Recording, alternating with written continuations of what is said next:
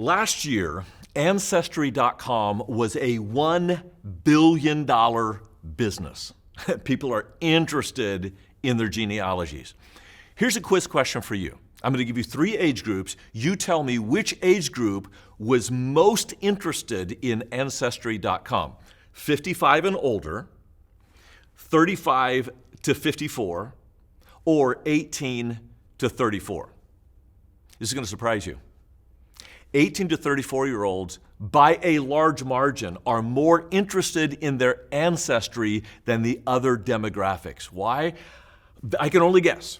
But I think the more distance we get from the grounding of community, the more our genealogy matters. And here's why.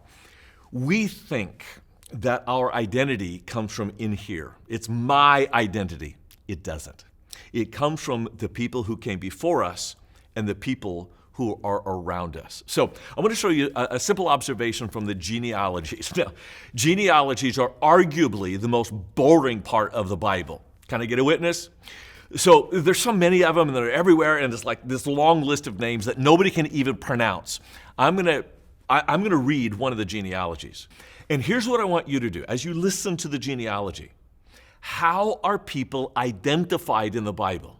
In other words, how do they get their identity in the genealogy? Here we go. Adam knew his wife, and she conceived and bore Cain, saying, I have gotten a man with the help of the Lord. And again, she bore his brother Abel. Now Abel was a keeper of sheep, and Cain a worker of the ground. Cain spoke to Abel, his brother, and when they were in the field, Cain rose up against his brother Abel and killed him. Then the Lord said to Cain, where is Abel your brother? He said, I don't know. Am I my brother's keeper? And the Lord said, what have you done? The voice of your brother's blood is crying to me from the ground, and now you are cursed from the ground, which has opened its mouth to receive your brother's blood from your hand. When you work the ground, it shall no longer yield to you its strength. You shall be a fugitive and a wanderer on the earth. Cain said to the Lord, my punishment is greater than I can bear. Behold, you have driven me today away from the ground, and from your face I shall be hidden. I shall be a fugitive and a wanderer on the earth, and whoever finds me will kill me. I want to pause there for a minute and just say, what was Cain's identity? If you look at the genealogical record, it comes from who his parents were, that is, the people who came before him, the ground that he was on, and the occupation that he served. Notice when God drives him from the earth, he goes, well, now I'm going to die, either literally or metaphorically, because I'm losing my identity. Identity is located geographically where you are, in what you do with your hands to make a living or contribute to the livelihood of others and the people who came before you. Now that you know, these are the 3 things in genealogies that identify people: the parents, the geography, and the occupation. Let's read another snippet, verse 17. Cain knew his wife, and she conceived and bore Enoch. When he built a city, he called the name of the city after the name of his son, Enoch.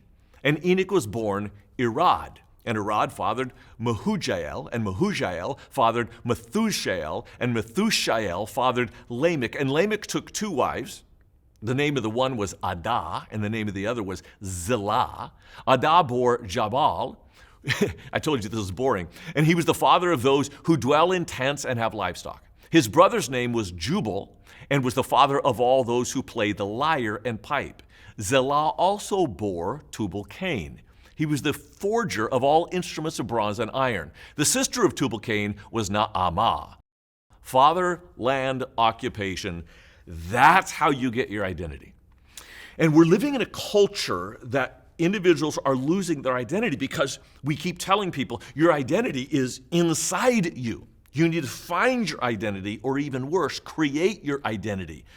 But the truth is, the identity in us is kind of like an onion, and you peel it back and you peel it back, and you try to find the identity, you peel it back and peel it back and peel it back, and before long, you have nothing. Because we have isolated from those who came before us and those who are around us, and the land that we stand on, and the way we contribute to our society, that's where our identity comes from. And you lose that, you will lose yourself. Our culture says you find your identity inside yourself. No, you find your identity from who and what surrounds you. And last week we talked about finding our identity from above, that is God the Father. This week, we want to discuss how to find identity in the people who came before you and those who are around you now. And that is something worth talking about.